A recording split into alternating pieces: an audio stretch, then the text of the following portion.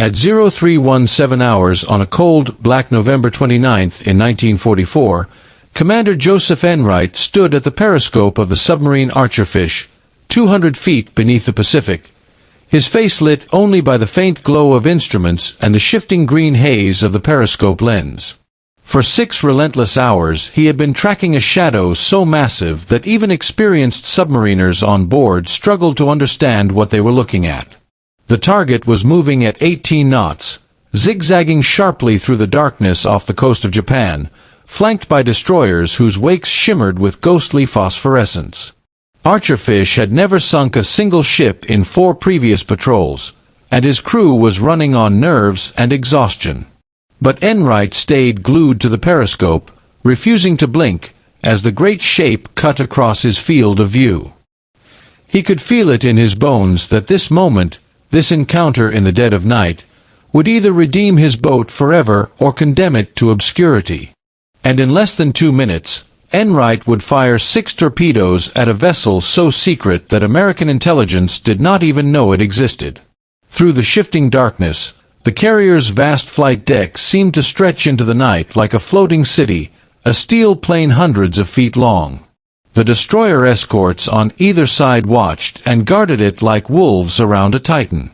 What Enright could not possibly have known was that the ship he was stalking was the Shinano, a 72,000-ton supercarrier, the largest warship afloat anywhere in the world. She had been commissioned only 10 days earlier and was now making her maiden voyage from Yokosuka to Kure for final outfitting. She was supposed to be untouchable, too new, too large, too well escorted. Yet in the next hour, she would become the largest vessel ever sunk by a submarine in the entire history of naval warfare. But the story of how a single American submarine, led by a commander long considered unlucky, managed to destroy Japan's newest pride of the fleet does not begin on that November night. It begins 2 years earlier, when Japanese admirals believed they had nothing to fear from American submarines. Back then, American torpedoes didn't work, American captains were called timid, and the Japanese merchant marines sailed through the Pacific almost unchallenged. The roots of that failure ran deep, so deep that they nearly cost the United States the war. And everything changed because one officer refused to accept excuses. The morning of December 7, 1941 changed the Pacific forever. Japanese aircraft swept over Pearl Harbor with chilling precision, destroying battleship after battleship along Battleship Row. 8 were sunk or heavily damaged.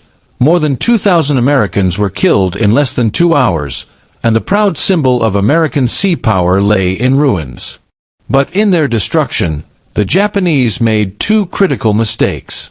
The submarine base survived almost untouched, and the massive fuel storage tanks, the lifeblood of Pacific operations, remained unharmed. 29 submarines of the Pacific Fleet were ready for immediate use. Within hours, President Franklin Roosevelt authorized unrestricted submarine warfare against Japan. There would be no warnings, no mercy, no rescue of survivors. The United States would wage a silent war beneath the waves, aiming to strangle Japan's sea lanes just as German U-boats attempted against Britain. Submarines would starve Japanese industry, cut off supplies, and sink the ships that fed the imperial war machine. That was the plan. But reality in early 1942 was a disaster. Submarine after submarine fired torpedo spreads at Japanese ships, perfect shots, point-blank ranges, textbook approaches, and again, the torpedoes struck with a metallic thud, and nothing happened. No explosion. No damage. Just the sickening sound of failure echoing through the hull.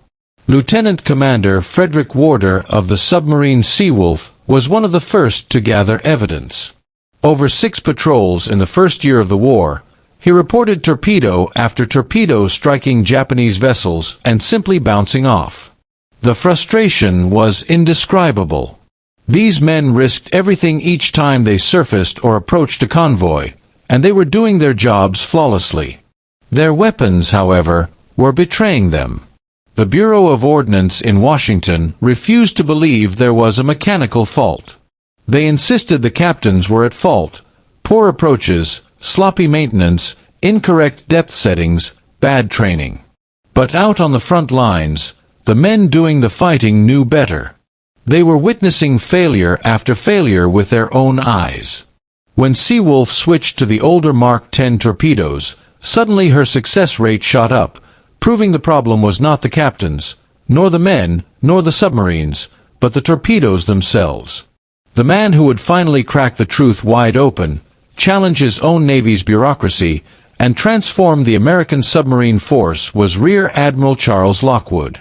To the men who served under him, he would become known as Uncle Charlie. In February 1943, after Rear Admiral Robert English died in a plane crash, Lockwood was placed in command of all Pacific submarines, and immediately faced two enemies: the Japanese Empire and the Navy's own stubborn refusal to admit the truth. Lockwood was a submariner through and through. He had commanded his first boat before World War I. He knew the boats and he knew the men, and when dozens of experienced captains all reported the same failures, he trusted them. The Mark XIV torpedo, the Navy's standard submarine weapon, looked impressive on paper. It was 20 feet long, weighed more than a ton, carried a massive 500-pound warhead, and theoretically could run long distances at high speeds. It had two explosive systems: a magnetic exploder designed to detonate beneath the keel, and a contact exploder designed to trigger on impact. Both were considered cutting edge. Both had been tested almost not at all. The magnetic system had been tested twice. And yet the Navy sent its submariners to war with it. While still in Australia as commander of submarines in the Southwest Pacific, Lockwood ordered torpedo depth tests using fishing nets. He discovered that the Mark XIVs were running far deeper than set, so deep that they passed harmlessly beneath targets. The Bureau of Ordnance brushed off his findings, claiming their own tests showed perfect depth performance.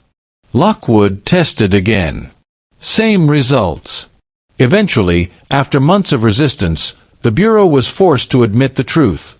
The Mark XIV was running 10 feet deeper than intended.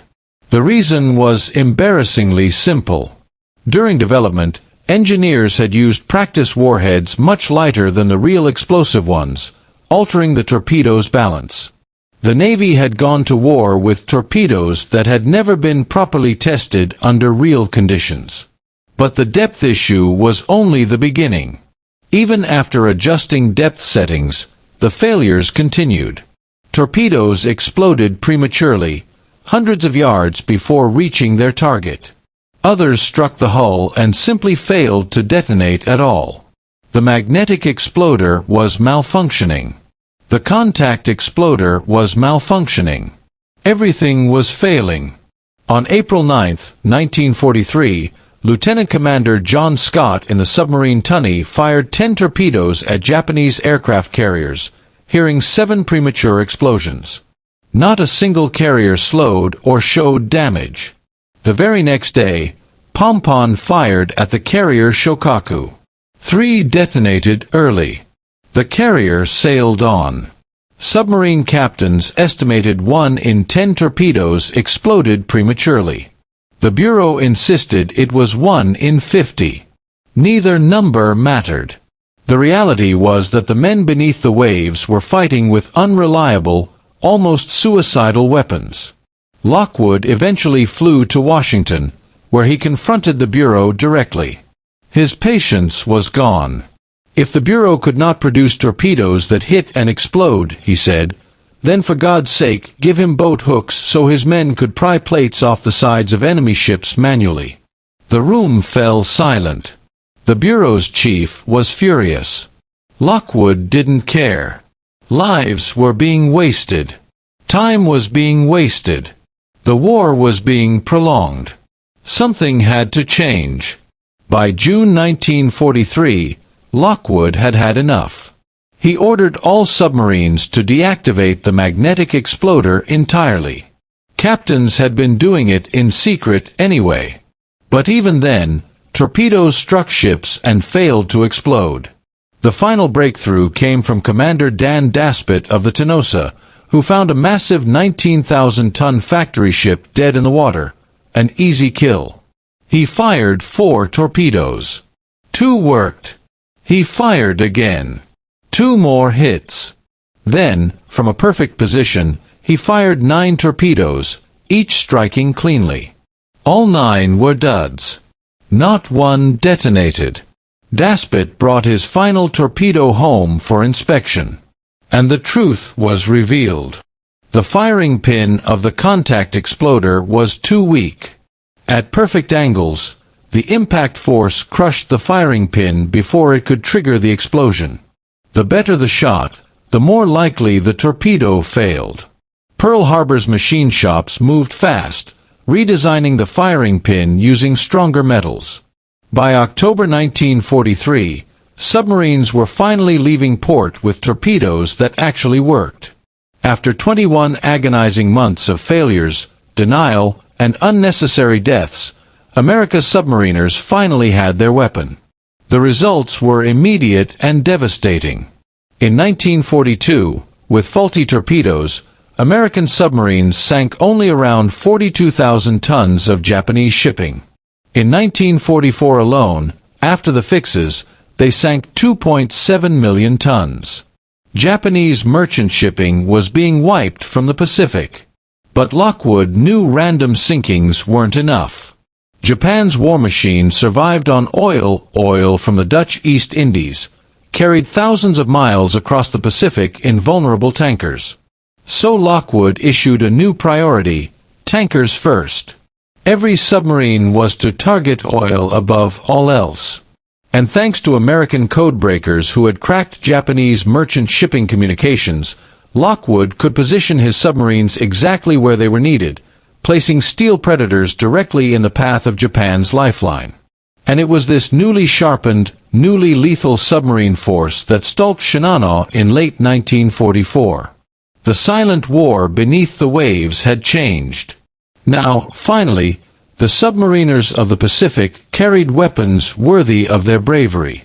Now, for the first time, Japan had something to fear in the dark ocean depths. And Commander Joseph Enright, staring through his periscope at the largest warship he had ever seen, was about to show the world just how much the balance of power had shifted.